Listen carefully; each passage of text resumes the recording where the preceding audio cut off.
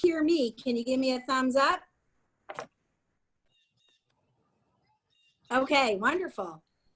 So Jane, do you want to start? You want me to start? Sure, I can get the...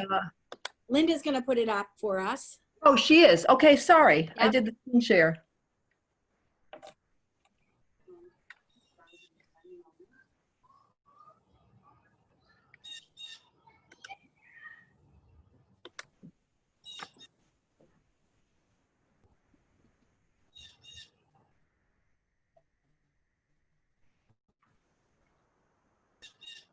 So while this is starting, I'll just give a shout out. We have one of our staff members live on site in this workshop stream room, Linda LaRusso, who's actually a new member to our office. She's the Communications and Marketing Associate. She just recently started with us, so we're very happy to have her. She's actually hosting the workshop for us here live on site at the Desmond. I'm also live on site, and then Jane is over there in the Weber region. Coming to you virtually. So we're going to bring up, Linda's going to bring up the PowerPoint presentation and then we'll get started. Yes, I see it. Okay, great. Yeah, you can go back to the first slide. Okay. Right. So Jane, you want to start? Sure. So how to say anything to anyone. I don't know if this is Laurie and me, who is who in this first line. But even though that looks like a fraught conversation, it is a good example of what we're going to be talking about. How you literally can say anything to anyone, especially if you can tell when sometimes is not to say anything at that moment. So we all work with groups and other people in PTA. Communication is a big issue for many of us. There are countless problems in units and councils and regions because people don't really know how to talk to each other in a way that's productive. So that's what we're talking about today. So we actually, Jane and I attended a national workshop on this in the State President's Institute back, a few months ago. I think it was at the LegCon conference. And the presenter did a wonderful job, and we kind of looked at each other and thought, ooh, we need to replicate this and do this for our folks. So it was offered once already at our convention meeting, and now we're offering it again.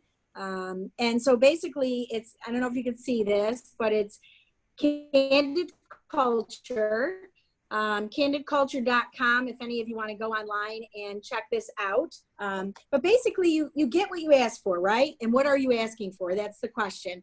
And the biggest thing is we teach people how to treat us. So if you feel like you're not being treated fairly or with respect, sometimes you have to look at yourself and wonder, am I teaching them to treat me that way? So we're going to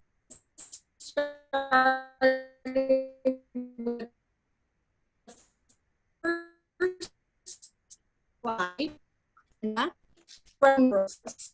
Basically, all of you are unit leaders or even members in your PTA unit to set ground rules on how to have productive meetings. So, and how do we set those ground rules? Well, it's not just the president who's over the meeting that sets those rules. Your first board meeting of the school year. So here we are in August now, August. When you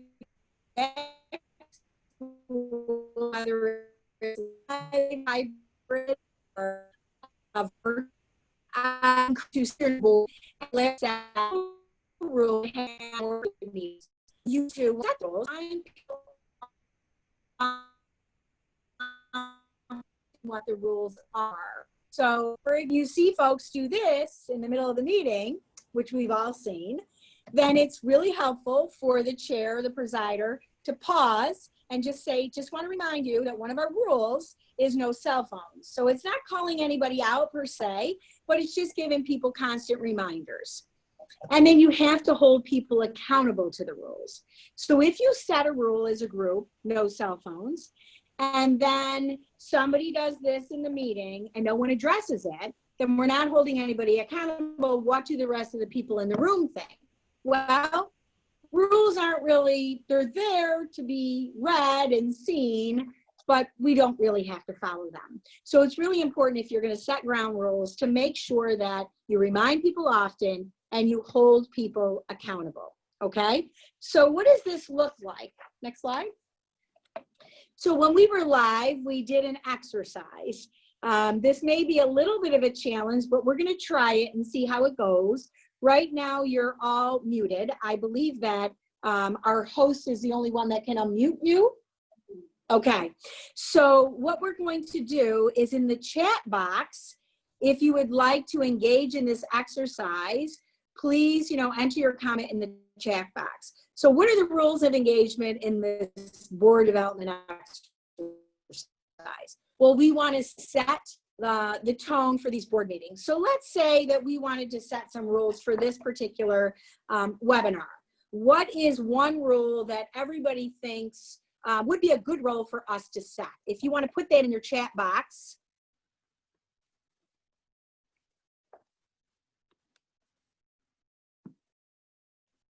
I'll give you a minute to respond.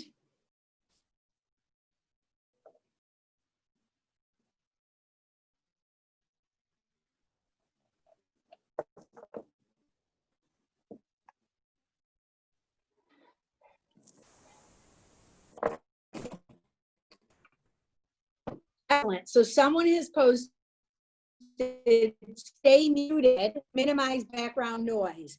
That is definitely a rule that would be really good for a virtual platform. We may obviously probably would set something like this live, but we may set something like no cross chatter or no cross conversation should go on in the meeting. So that folks would follow, and we could hold them accountable by reminding them often. Thumbs up if you think staying muted to minimize background noise would be effective. Okay. Someone else has said, set times during the presentation for questions or save them for the end. Excellent. So in this particular meeting, we decided that we're going to save questions to the end, but you do have the chat box as we go along. Not something that you have at a live meeting, but in this virtual platform, we're going to save questions for the end. So unless there's an engagement exercise, you save questions that you want to put into the chat at the end of the meeting, and we'll try our best to address those. If by chance we can't get to them, we have up and we can get those to you after the fact. Okay. So set times during presentation for questions or save for the end. Good rule to follow. Thumbs up, thumbs down. What do you think? Thumbs up. Okay. The next one is answer each question that is set in the chat box when time allows. So again, this goes back to the rule we just set. We said we were going to save them for the end, but good point that Stephanie brings up. Matter of fact, I had showed the card earlier, and then Stephanie had posted in the chat, could you please send that website? Well, that's actually a really good thing. I for the exercise and I responded to it. So that's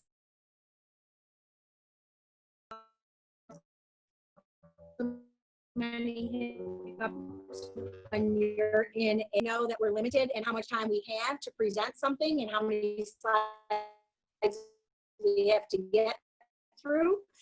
We want to make sure we do stay on topic.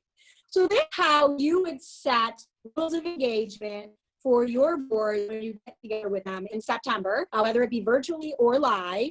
And we encourage you to do that. And remember, setting them together as a group and reminding folks often of what the rules are, and also holding people accountable will make for many more productive meetings. Okay, I think Jane is our next slide. Is Linda going to move it along? We're actually having a technical difficulty. Okay. Can you bring it up, Jane? Sorry.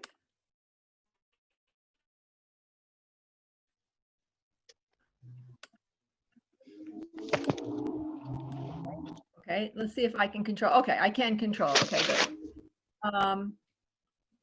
And I need to screen share.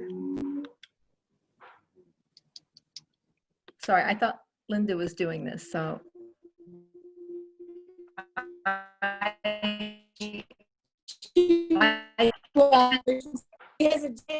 Okay, I can't screen share. The host has blocked me from screen sharing. Because we had an argument the other night on our call that this wasn't gonna work. And our president, who's my friend, she kept saying, it's gonna work, it's gonna work.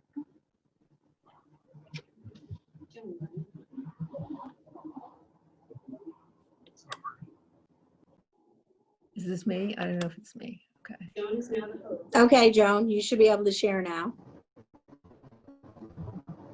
And I'm Joan? Okay. Okay.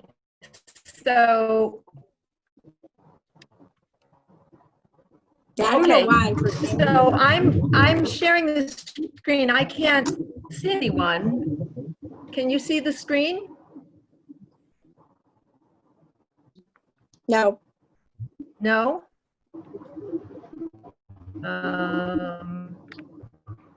Okay. Did she set it up so I can share? It still says host disabled screen sharing for me. She did.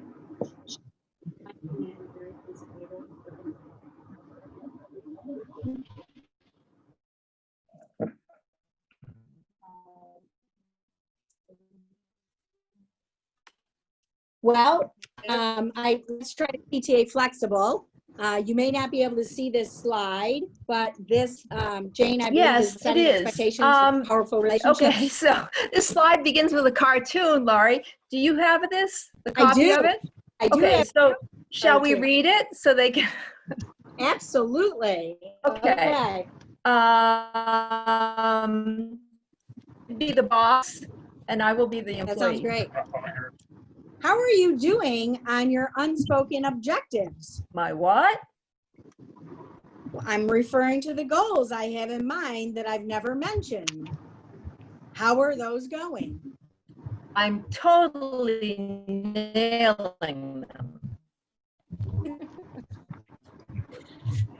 Okay, so setting expectations for powerful working relationships, which is what the slide is about, points out that when you are working with people, you are working in relationships. You do not work alone. You're not a PTA of one.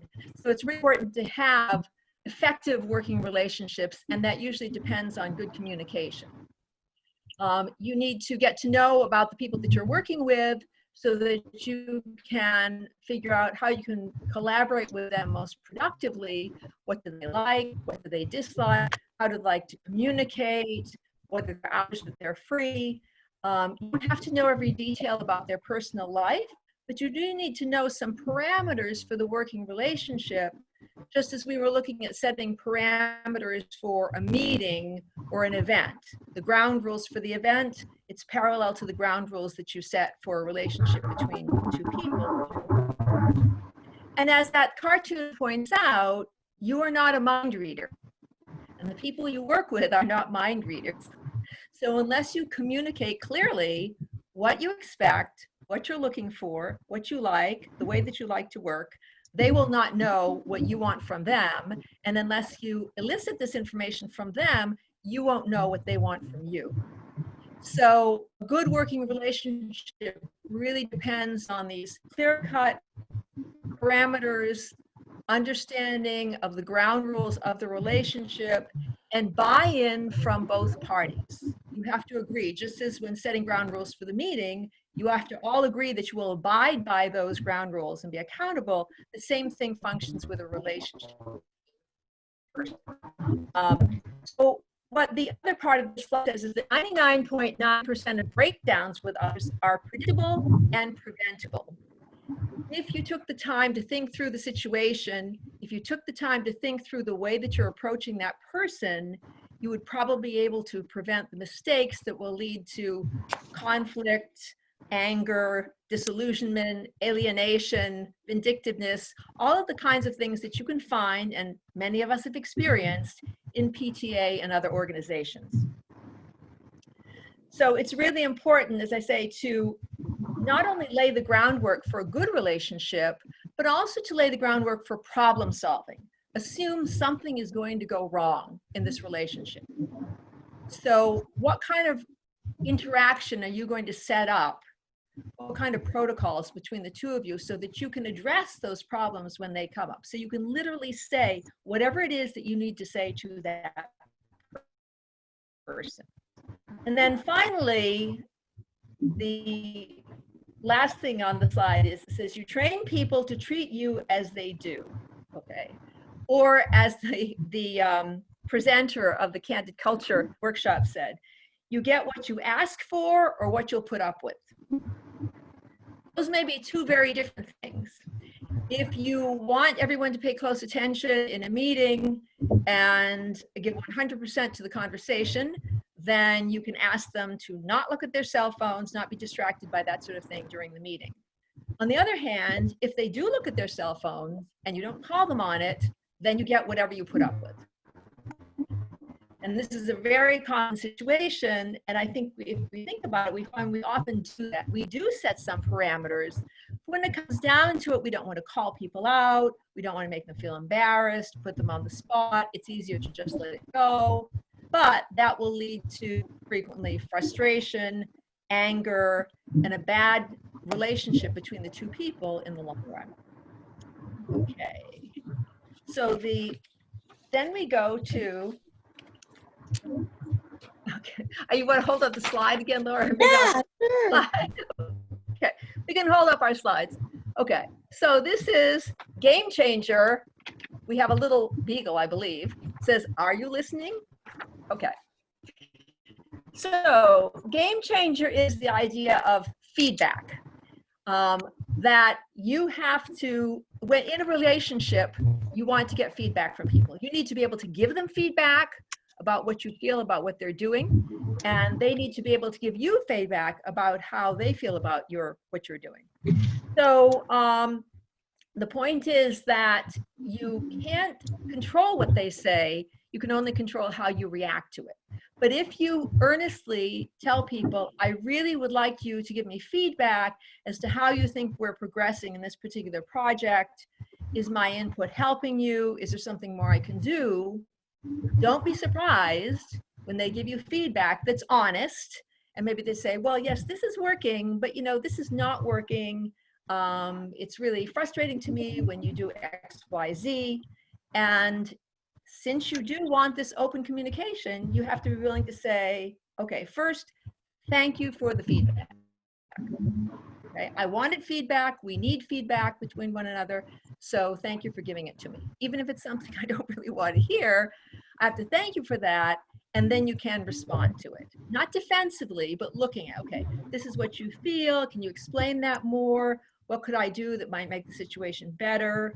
It's the way that you react to the feedback that makes it good or bad, positive or negative. And at some level, any kind of feedback is useful, even if it can be painful. And if you have the right kind of relationship where both people have agreed that this is what's going to happen between them, you can give honestly the kind of feedback that you need to give. Okay. Great. Okay, so the next slide is a board development exercise again.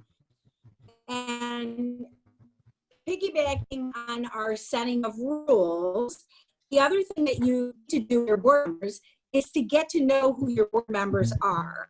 Now, sometimes you know who your board members are, but you don't really know who your board members are. So we ask that you sit down and take time to really get to know folks. And there's an exercise that we're going to do now. And now if we were together live, I would pair you up with somebody you came to the workshop with, and you would, like Jane and I were paired up, And the questions were asked, and Jane had to write down what she thought I would respond, and I had to write down what I thought Jane would respond. Some of them we were spot on, others we were totally off, and some we were somewhere in the middle.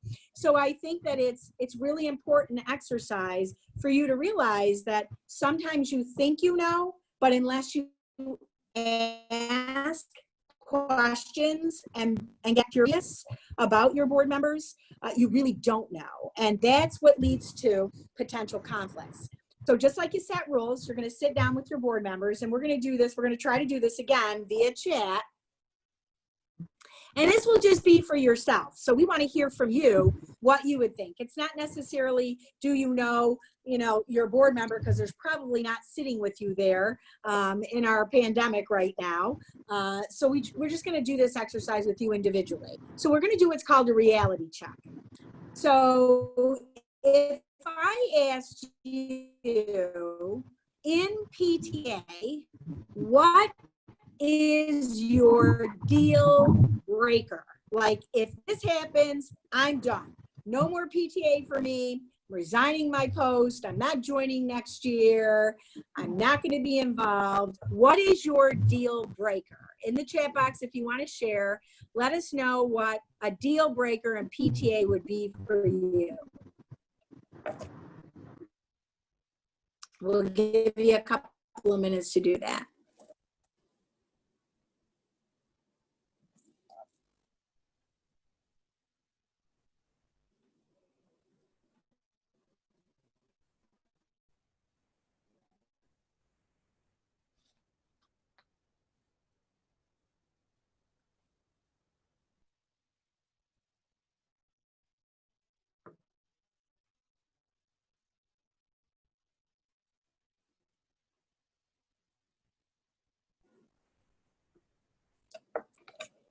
Okay, so somebody has put it in the chat. No one shows up eating. Yeah, that would be a deal breaker, because you have prepared, you have taken time away from your family to be there to support all kids, and then no one was there when you got there. If the board won't agree as a whole. So in this regard, remember that you don't need everybody to agree, but you do need either the majority, regardless if there's disagreement, which disagreement is not always bad. It's healthy in a board relationship. Jane and I can tell you we have that in our executive team all the time. That is healthy. But what's not healthy is if there's not respect to varying opinions.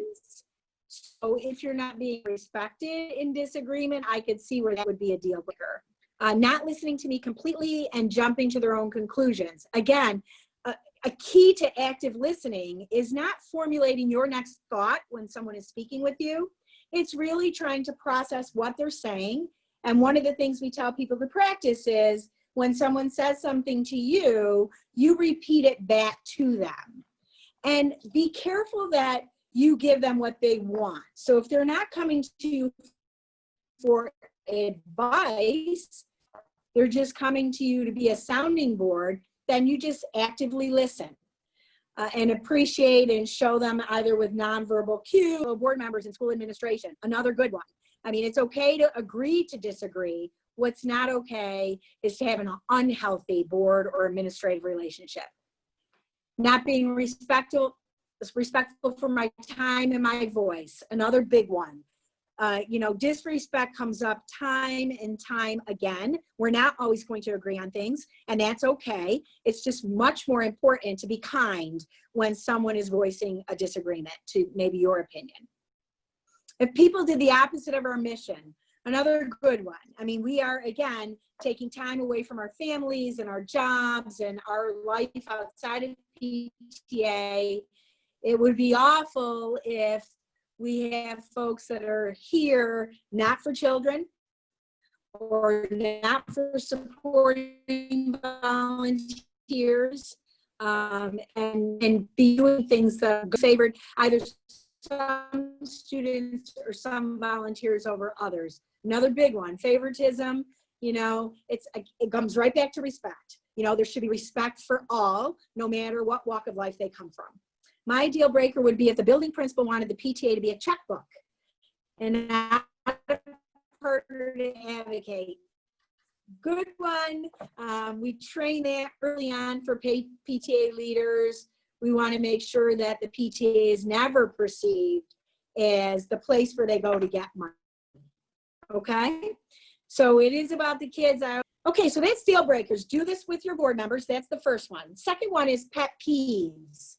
What gets under your skin? Like as a person, as a volunteer, you're giving up your time and somebody does this or says this very thing and it just gets right underneath your skin. What's that pet peeve in PTA that you would rather go without seeing? Anybody wants to chime in?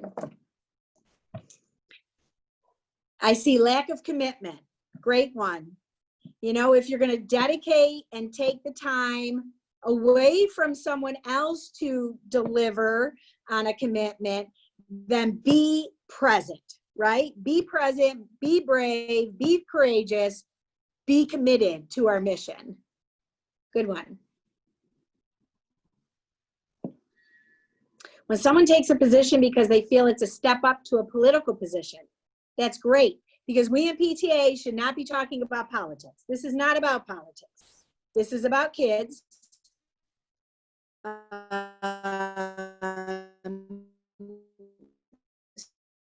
So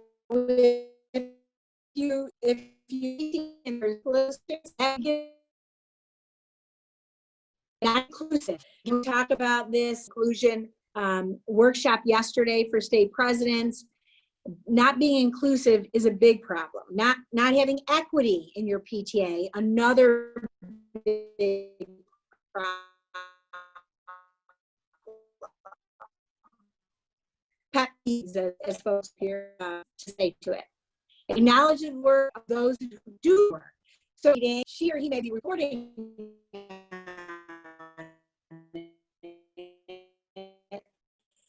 but it's always good. We just came out of a board in our case, like the state office or the volunteer leaders that are out in the field, acknowledge what they do for others. So another really good pet peeve. Me-oriented, not team-oriented. Again, that's more like the personal agendas. Personal agendas get under my skin too. We have to be here for the greater good, or as we call it, the association. That's a really great pet peeve. Okay, so we can go on. I see lots of other good ones coming in here. PTA is not relevant, not affected by deadlines. Great pet peeves. Another one, really important to do with your board, because first you found out, well, what's the deal breaker? You never want to cross that line, right? Second, what gets under their skin? So you're going to be very conscious about making sure that you don't cross the pet peeve when you're working with these board members. The next one, not everybody likes to do everything, right? So we have on our board, we have some folks that are strong in certain attributes and others that are strong in others. Everybody has main strength and they're very effective. So it's really important for you to learn from your board members, what is it the work that they do enjoy versus what is the work they really don't enjoy. So in your PTA role right now, whether you're at the state level, the region level, out in a unit or a council, put for me in the chat something that is work you enjoy versus work you don't enjoy when it pertains to PTA.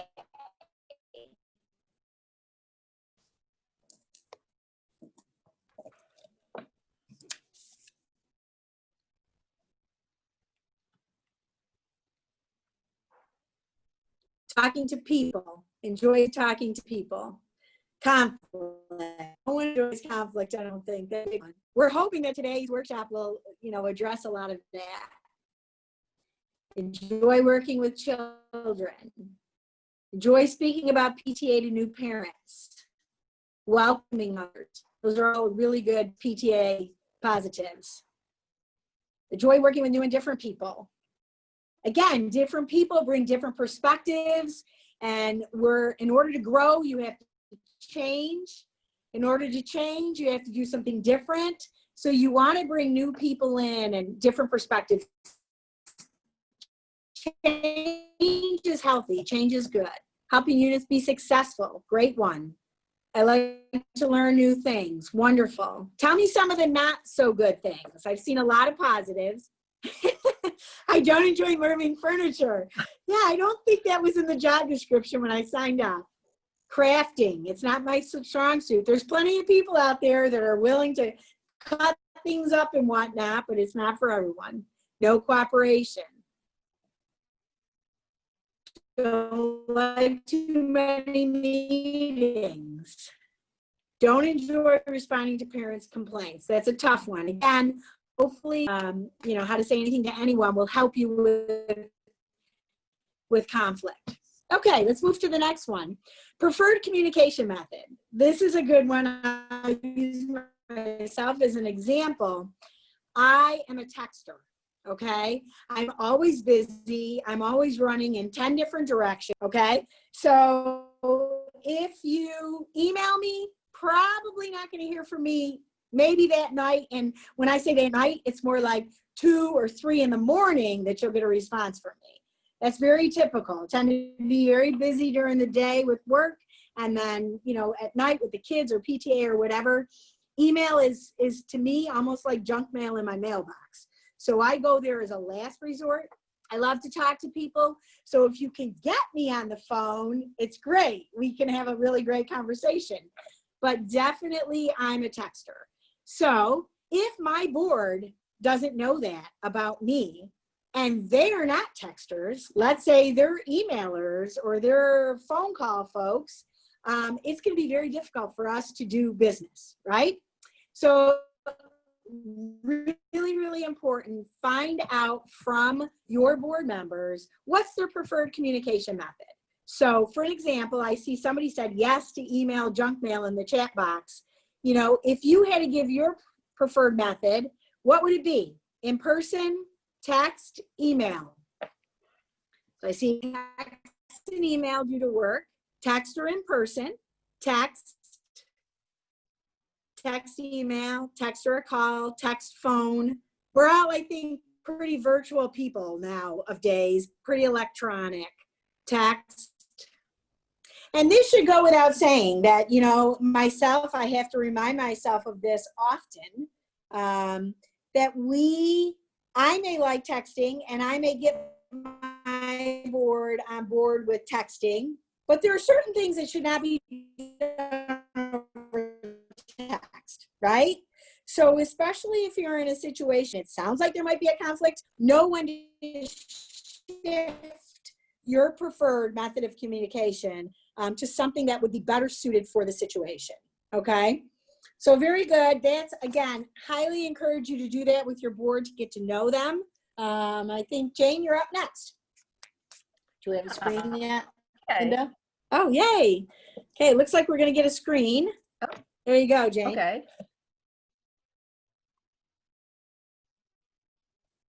So I will close that.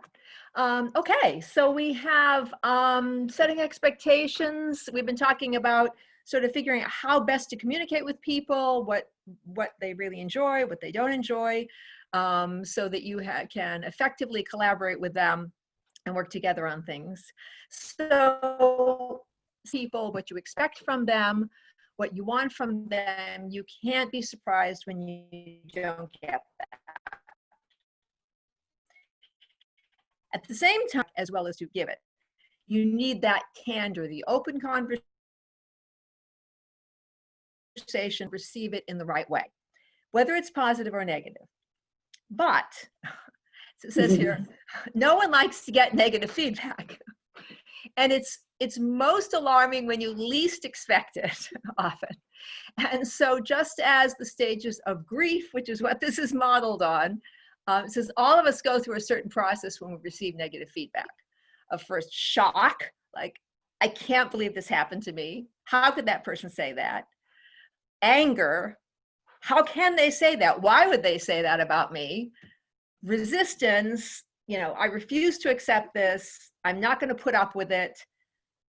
Total denial. And then finally acceptance, because you've had the feedback, it's done. It's not going to go away. So you have to figure out a way of dealing with it. And I'll just give an example. I teach in a college. They're very big on having student evaluations. It can be a very painful experience. But we have student evaluations, and we have also a professional assessment that's done by faculty. So one year I had great faculty assessment. I thought, this is it. I'm going to get top score, which was hard to do. And I was shocked when I got a point off because my chair had looked at a student evaluation that said, never uses the textbook, and wrote me a note saying, you really should use the textbook, students buy them, et cetera, et cetera. I was shocked at this. Shocked that I didn't get the number I expected, and shocked also because my syllabus was full of weekly assignments from the textbook. Bring the textbook to class, we're going to discuss this. But how could this happen? I was angry. I felt betrayed. And I thought, no, I am not. I was supposed to sign the form. I am not going to sign that form because I won't sign off on this evaluation. So I wasted a few months where the secretary kept saying, you know, you really need to sign that form. I'm like, no, I'm not signing the form. And then finally I thought, well, you know, I have to resolve this. I will accept that I got this. I will sign the form, and I will simply say, I don't agree with this evaluation because I do in fact use the textbook. And that resolved the situation. Eventually you have to come around to that. So you might as well accept the fact as early as possible that you need to deal with this negative feedback, and that in the end, it can be resolved. Was I totally satisfied? No, but we resolved the problem. We went on, and the next semester I had good evaluations and the whole thing blew over. So we do go through this. It is hard to hear something negative, but you have to be willing to accept that if you want people to feel that they can tell you whatever it is that they think you need to know. Okay, we can move to the next one, which is about feedback in general. Okay, so there's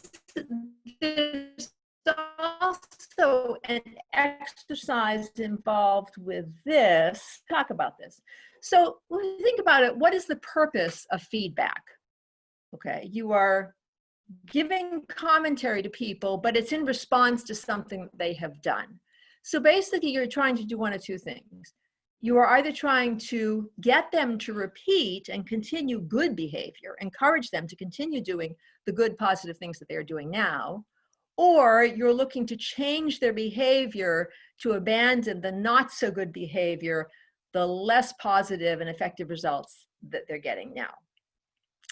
So this is an area where it can be, whether it's good or bad, it can be very easy to give this sort of vague feedback, to say to someone, hey, great job on that project. So that's nice to hear, but what does that mean? Okay, something that I did with that project was good. I don't really know what it was, so I don't know what to do more of the next time or what to avoid it wasn't. Saying something like, well, you know, I feel like you're not really engaging, you're not putting all your effort into this job. Well, it's a negative comment, but I can't take that and turn it into something productive. I can't tell what it is that I'm not doing that makes this person think that I am not engaged in the job. Am I underperforming? I'm not actually carrying out the tasks I'm supposed to do. Is it an attitude problem? Is it the number of hours that I put in? Maybe I seem to not be spending the time that this person expects me to spend. I really have no idea how to meet the expectations that my behavior should be different and somehow look more engaged. So for either one of these, you need to be specific. You also need to give examples. Okay, if you say, great job, well, what are you talking about? Okay, you did an excellent report on those conference workshops. Okay, very concrete, very specific. I know what I did well. I know how to build off of that in the future. Or to say, you know, your reports are usually late and sometimes you don't hand them at all. So then I know, well, okay, I mean, unless I think that I am handing them in and there's some kind of confusion there, I realize where I have to tighten up and be doing something different going forward if I want to get the kind of positive evaluation that I would like to get. So being specific about the concern is giving concrete examples. You can change your behavior in response to feedback, but you can't just change a vague opinion about yourself or a value judgment on the sort of person you are as a worker or as a colleague. So you need to give people. The first one is you don't want Captain Crunch. Captain Crunch, as we know, is a cereal which has a lot of flavor, but no nutritional value. So it's empty. It's empty words. It sounds like something, it looks like something, but it doesn't really mean anything. So things like great team player, adds value to the team, gives 100%. They all sound positive, but what are you really talking about? It's a vaguely nice thing to get this. It's tasty, it's flavorful, but it won't nourish you so that you really know what to build on for the next time as you go forward. And the same thing is true with negative behavior, where you say somebody, how many different ways could a person be difficult? Does that mean that they never answer your emails, texts, or phone calls? Does it mean that they raise their voice and get aggressive in conversations and discussions with the committee? Does it mean that, again, that a person could be difficult to work with, that it's really just an empty negative comment? They'll feel bad that they got it, but they won't know how to take it and make it useful and get anything out of it and be able to improve. So you'll be work to make you happier, and everyone will be dissatisfied and probably have a poor relationship. So it's really important when you are giving feedback to open up the conversation, explain to the person why you're talking to them, talk about the behavior that you've noticed that concerns you or that you appreciate, that you like,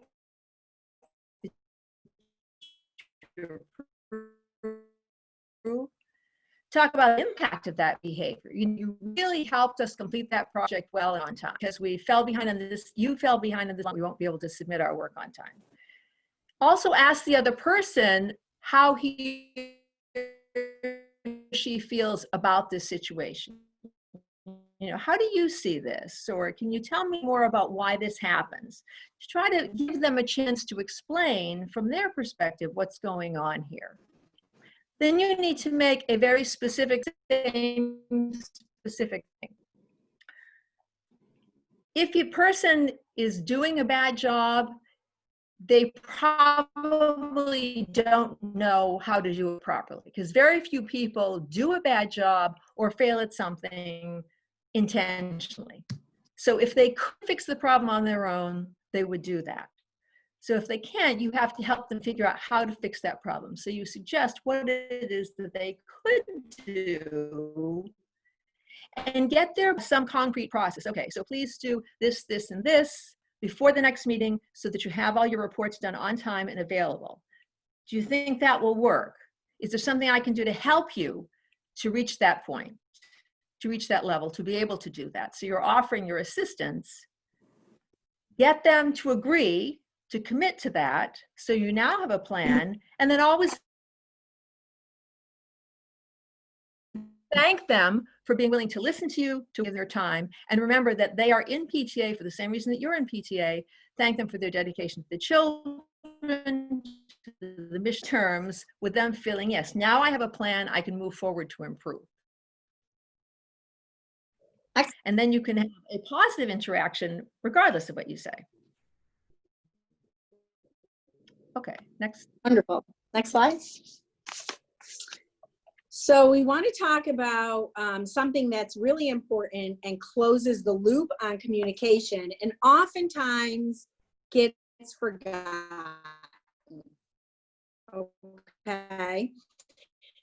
So if you were able to hear my welcome at the beginning, which it sounds like most of you could not hear it, what I said, and it is posted on Facebook, and basically what I said was it's really important for you to fill out your evaluations because we do read them and we do make decisions based on what people's input is. I can tell you our mental health panel that's coming up after workshop 3 that you all will be able to join in a separate room. That panel, the changes we made to it for this summer training camp directly came from evaluations we received academically. So we found that our members want to be addressed rather than hearing generally from panel members. We also heard that there was a lot of repeat. So panel members had similar backgrounds. They repeated, oh yes, I agree with Jane on that. Took a lot of time. We also heard that they spent a lot of time introducing themselves.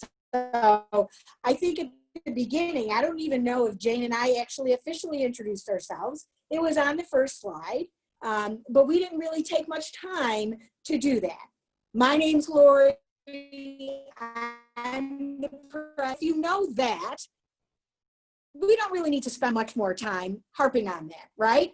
It's more important for you to get the meat and potatoes, so to speak, of our workshop. So we've taken out a lot of that fluff. We have somebody introducing.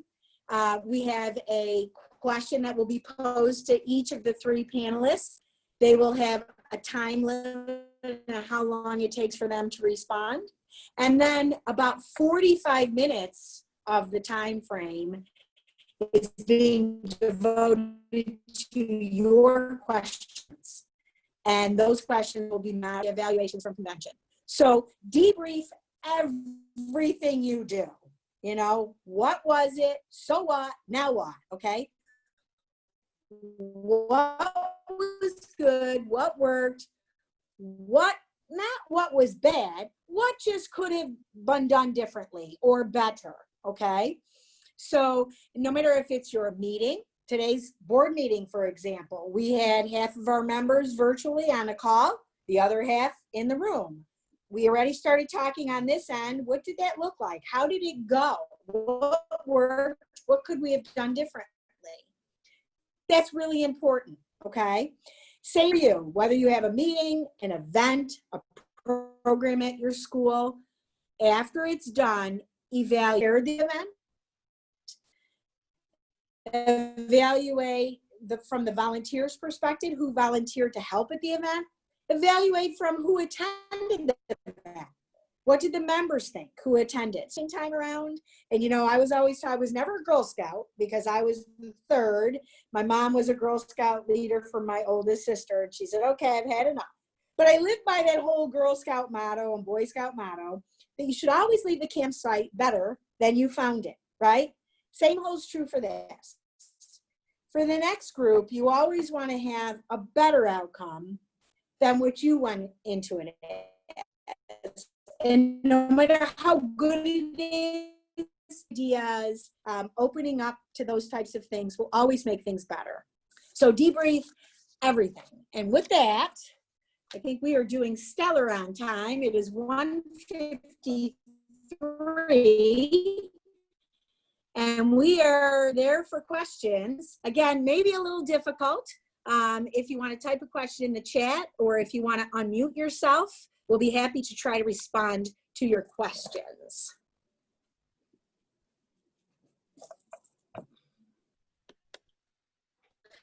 While I'm waiting for some folks to type, remember I talked about, okay, there are Candor questions. If you go to that website that I put in the chat box, there are 3 different boxes that you can purchase for your PTA.